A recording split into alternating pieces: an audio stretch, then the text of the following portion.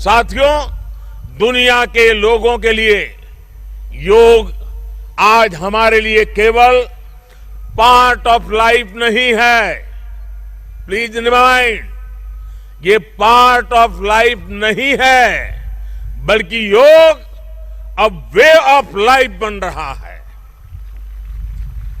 हमारा दिन योग के साथ शुरू हो, इससे बेहतर शुरुआत क्या हो सकती है। लेकिन हमें योग को किसी एक खास समय और स्थान तक ही सीमित नहीं रखना है।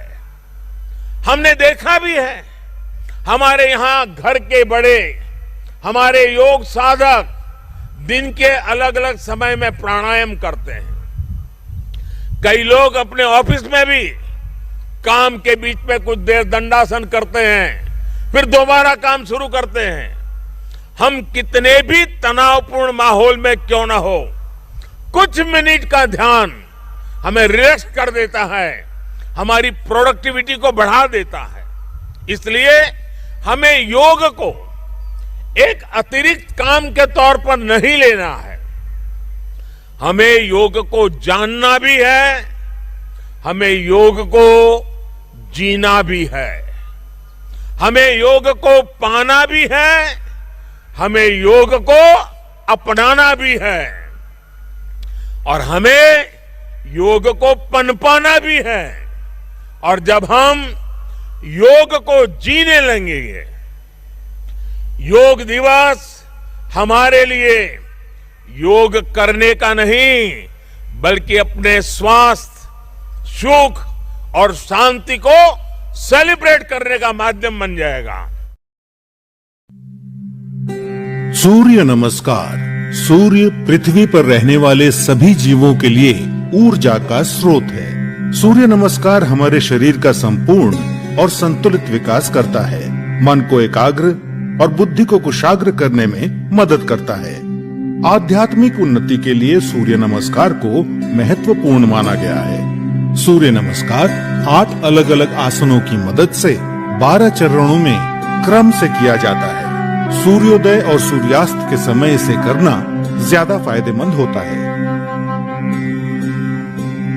सबसे पहले आप अपने दोनों पैरों को आपस में जोड़ते हुए बिना कंधों को झुकाए सीधे खड़े हो जाएं। सुनिश्चित करें कि आपके हाथ शरीर के समीप हों और आपकी ठोड़ी जमीन से समानांतर हो। अपने शरीर को दोनों पैरों पर समान रूप से संतुलित करें। इस स्थिति को समस्थिति कहा जाता है। पहले चरण को करने के लिए सांस लेते हुए अपने दोनों हाथों को आपस में जोड़ें और अपनी छाती के समीप नमस्कार मुद्रा में ले आएं। इसे प्रणाम आसन कहा जाता है। अब सांस छोड़ें। दूसरे चरण में धीरे धीरे सांस अंदर लेते हुए अपने शरीर को कमर से ऊपर की ओर खींचें और अपने दोनों हाथों को अपने सर के ऊपर ले जाते हुए अपने सर और कमर को पीछे की ओर झुकाएं। अपनी टांगें सीधी रखें। इस आसन को हस्तोत्तनासन कहा जाता है। अब तीसरे चरण के लिए धीरे धीरे सांस छोड़ते हुए अपने शरीर को आगे की ओर तब तक झुकाएं जब तक आपकी दोनों हथेलियां आपके पैरों के दोनों तरफ जमीन को छू न लें। ध्यान रखें कि नीचे झुकते समय आपकी भुजाएं और सर एक ही साथ में हो। इस आसन को पादहस्तासन कहा जाता है। चौथे चरण को करने के लिए एक गहरी सांस अंदर लें और अपने दाएं पैर को पीछे की ओर ले जाएं और अपने घुटने को जमीन पर सटा कर रखें। सुनिश्चित करें कि आपका दायां पैर पंजों पर हो, आपका बायां पैर का घुटना 90 डिग्री पर हो, दोनों हथेलियां जमीन पर हों, आपके कूल्हे नीचे और ठोड़ी ऊपर की ओर हो। इस आसन को अश्व संचालन आसन कहते हैं। अब पांचवें चरण में एक गहरी सांस छोड़ते हुए अपना बायां पैर इस प्रकार पीछे ले जाएं कि वो आपके दाएं पैर की सीध में हो। सुनिश्चित करें कि आपके हाथ और कंधे सीधी रेखा में हों और साथ ही कंधे, पीठ और नितंब भी एक ही सीध में हों। इस आसन को संतुलन आसन कहा जाता है। इस स्थिति में धीरे धीरे सांस लें।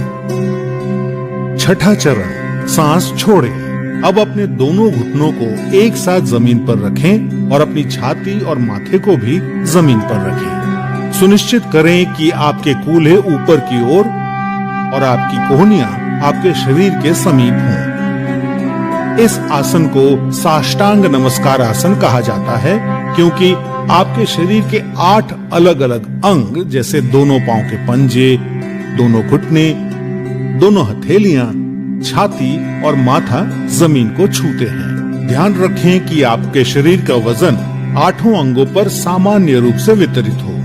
अब 7वें चरण के लिए सांस अंदर लेते हुए अपनी श्रोणी यानी पेल्विस को नीचे लाते हुए अपने सर और छाती को आगे की ओर सरकाएं और अपने शरीर के ऊपरी हिस्से को नाभि तक उठाएं। सुनिश्चित करें आपके पैरों के पंजे बाहर की ओर और टांगे सीधी हों। इस आसन को भुजंग आसन कहा जाता है। 8वां चरण, धीरे धीरे सांस छोड़ते हुए अपने पैरों के पंजों को अंदर की ओर मोड़ें और अपने कूल्हों को इतना ऊपर ले जाएं कि आपका शरीर एक पर्वत का आकार ले ले। सुनिश्चित करें आपकी दोनों टांगे सीधी, हथेलियां जमीन पर हों और आपका सर भुजाओं के बीच हो। प्रयास करें कि आपकी एड़ियां जमीन को छू सके। इस आसन को पर्वत आसन कहा जाता है।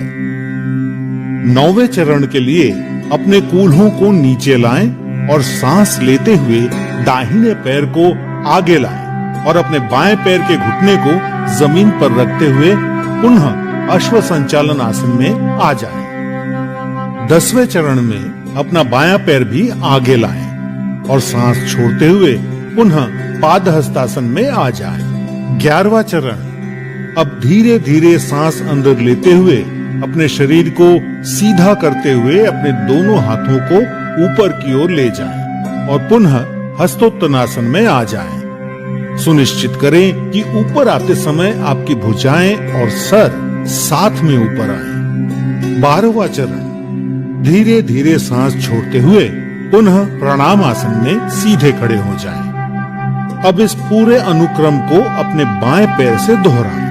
सूर्य नमस्कार से आपके फेफड़ों की क्षमता बढ़ती है। सूर्य नमस्कार आपके मेटाबॉलिज्म में सुधार लाता है और मधुमेह के प्रबंधन में उपयोगी पाया गया है। सूर्य नमस्कार अंतःस्रावी ग्रंथियों यानी एंडोक्राइन ग्लैंड्स के स्राव को नियंत्रित करता है। सूर्य नमस्कार आपको वजन को सही रखने में मदद करता है और आपके मेरुदंड और आपके कमर की मांसपेशियों को मजबूती प्रदान करता है।